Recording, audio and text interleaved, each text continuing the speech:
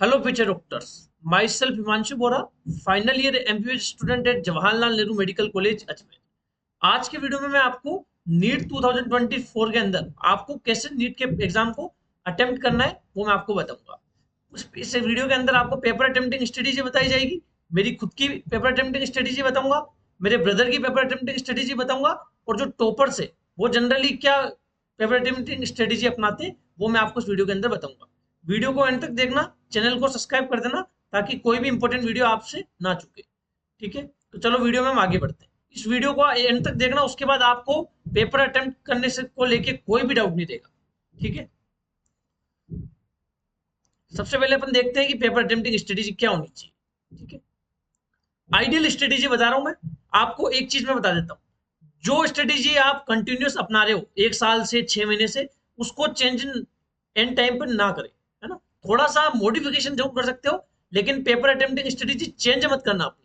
जैसे आप mock test में केमिस्ट्री, फिजिक्स और बायो कर रहे हो आप 1 साल से, और आपका अच्छा इंप्रूवमेंट दिखने को मिल रहा है, तो आप बिल्कुल भी अपनी स्ट्रेटेजी को चेंज ना करें।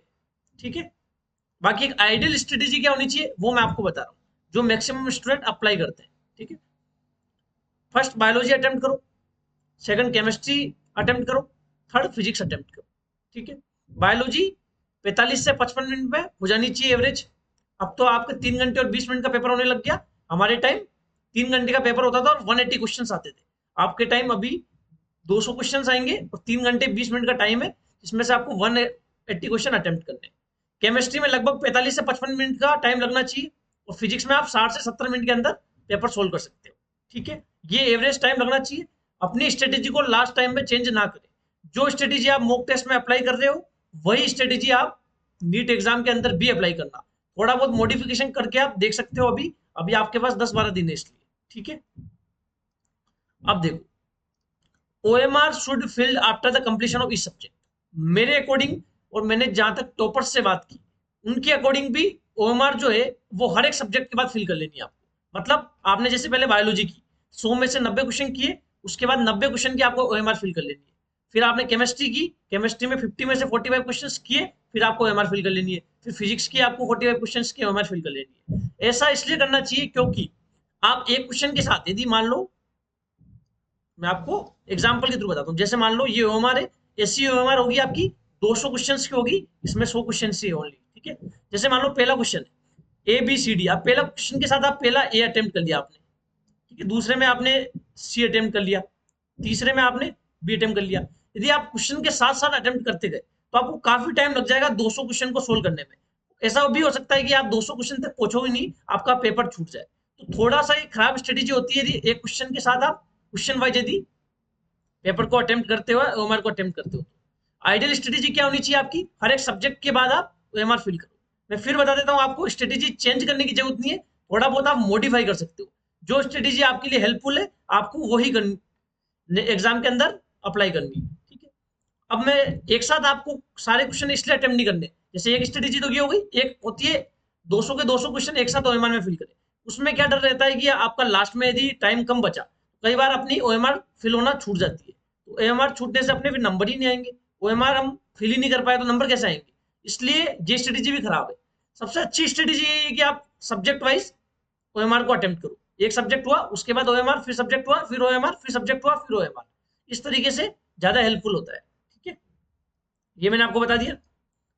अब मैं आपको बताता हूँ पेपर को किस तरीके से अटेम्प्ट करना है। सबसे पहले तो पेपर को कूल माइंड से अटेम्प्ट करना है। बिल्कुल भी टेंशन नहीं लेनी है, चाहे हमें क्वेश्चंस आए चाहे ना आए।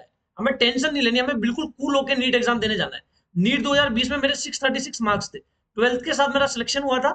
बिल्कुल कूल माइंड से, बिल्कुल डर नहीं किसी भी तरह का। सिलेक्शन होगा नहीं होगा, वापस प्रिपरेशन करनी है नहीं करनी है, वो बात की बात है। नीट एग्जाम के बाद सोचेंगे ये चीज। नीट एग्जाम लिख रहे हैं ना, उसका मतलब है कि हमें सब कुछ आता है और बिल्कुल अच्छे से अटेम्प्ट करना है। फालतू अपन को टेंशन लेनी नहीं है बिल्कुल। ठीक है, उसके बाद क्या करना है, आपको राउंड वाइज पेपर अटेम्प्ट करना है। इस स्ट्रेटेजी को मस्ट फॉलो करना है आपको, मस्ट। क्योंकि राउंड वाइज जब तक आप पेपर अटेम्प्ट नहीं करोगे, तब तक आपका सिलेक्शन होने के चांसेस बहुत कम है। ठीक है, राउंड वाइज का मतलब क्या होता है, 3 राउंड में जनरली पेपर को डिवाइड करना चाहिए, राउंड 1, राउंड 2, राउंड 3। राउंड 1 में क्या होता है, जो इजी क्वेश्चन है, बिल्कुल 100% श्योर है अपन, और बिल्कुल इजी क्वेश्चन है, स्ट्रेट फॉरवर्ड क्वेश्चन है, उनको आपको अटेम्प्ट करना है। मान लो 200 में से 180 करने, उनमें से मान लो राउंड 1 के अंदर आपने 140 क्वेश्चन अटेम्प्ट कर लिए, ठीक है। उसके बाद राउंड 2 में आपको ऐसे क्वेश्चन अटेम्प्ट करने जिसमें थोड़ी कैलकुलेशंस ज्यादा थी, थोड़े कॉन्सेप्चुअल क्वेश्चन थे। आपने जब पहले राउंड में अटेम्प्ट कर रहे थे तब उन क्वेश्चन को अटेम्प्ट नहीं किया, उसके बाद उन क्वेश्चन को राउंड 2 में अटेम्प्ट करना है, ठीक है। ऐसे मान लो 15 क्वेश्चन होंगे लगभग, जिसकी अच्छी प्रिपरेशन है उनको 140 क्वेश्चन तो स्ट्रेट फॉरवर्डली आ जाएंगे।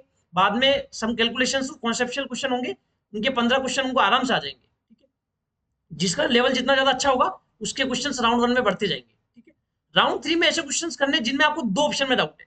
मान लो आपको 4th क्वेश्चन है, उसमें आपको ऑप्शन 1 और ऑप्शन 3 में डाउट है, ठीक है। तो आपको क्या करना है, 1 और 3 ऑप्शन के आगे स्टार लगा देना है, ठीक है। उसके बाद थर्ड राउंड के अंदर उसमें से आपको कोई भी आप लगाना है। आपको क्वेश्चंस जिसमें 2 ऑप्शंस में डाउट है उस क्वेश्चन को छोड़ना नहीं है, क्योंकि नीट की कट ऑफ 600 से ऊपर जाती है। यदि आप उन क्वेश्चंस को छोड़ दोगे तो आपका स्कोर काफी कम हो जाएगा। तो मेरी एक पर्सनल सजेशन रहेगा, जिन क्वेश्चन में आपको 2 ऑप्शन में डाउट है उन क्वेश्चन को अटेम्प्ट करके आना। उनमें से आप कुछ भी तुक्का लगा सकते हो, जैसे 1 और 3 में से 3rd लगा लिया, है ना, कुछ भी लगा सकते हो। लेकिन 2 ऑप्शन में डाउट होना चाहिए, ऐसा नहीं कि 4 ऑप्शन में डाउट है आप उस क्वेश्चन को अटेम्प्ट करके आ गए।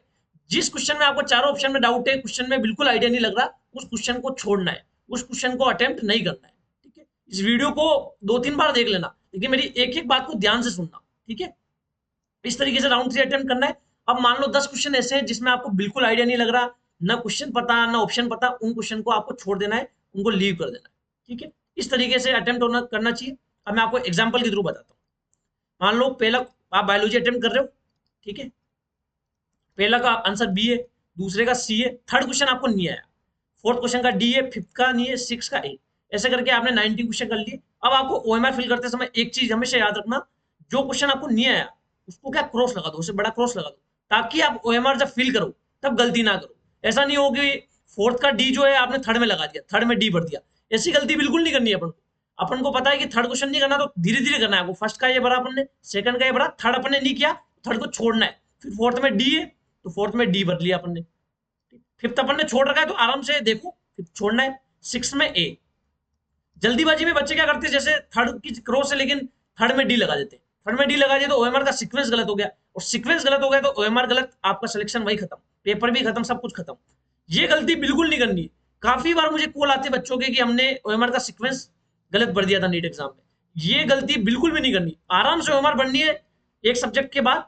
तो उसमें आपको जो क्वेश्चन नहीं आता उसको बड़ा गोला लगा दो, ताकि ओएमआर फिल करते समय दिख जाए आपको कि उस क्वेश्चन को अटेम्प्ट नहीं करना है। इस तरीके से आप पेपर को अटेम्प्ट कर सकते हो। जो मेरी स्ट्रेटेजी थी वो ये स्ट्रेटेजी थी, बिल्कुल बायो केमिस्ट्री फिजिक्स 45 मिनट्स में मैंने बायो की थी, केमिस्ट्री भी मैंने 45 टू 50 मिनट्स में किया था, और फिजिक्स मैंने 60 टू 70 मिनट्स में किया था। बाकी का जो 15-20 मिनट बचा था उसमें मैंने एक बार वापस रीचेक किया था और पेपर को अच्छे से अटेम्प्ट किया था, ठीक है। ये स्ट्रेटेजी होनी चाहिए आइडियली। बाकी जिस जो जो अपनी स्ट्रेटेजी फॉलो कर रहा है उसको वही फॉलो करनी चाहिए, थोड़ा बहुत मॉडिफिकेशन कर सकता है। आपको और भी कोई डाउट है तो उस पर मैं वीडियो बना दूंगा, वीडियो को एंड तक देखना, चैनल को सब्सक्राइब कर देना, और कोई भी डाउट है आप तो आप मुझे कमेंट सेक्शन में बता सकते हो, उसका मैं रिप्लाई करने की पूरी कोशिश करूंगा, ठीक है। Thank you so much.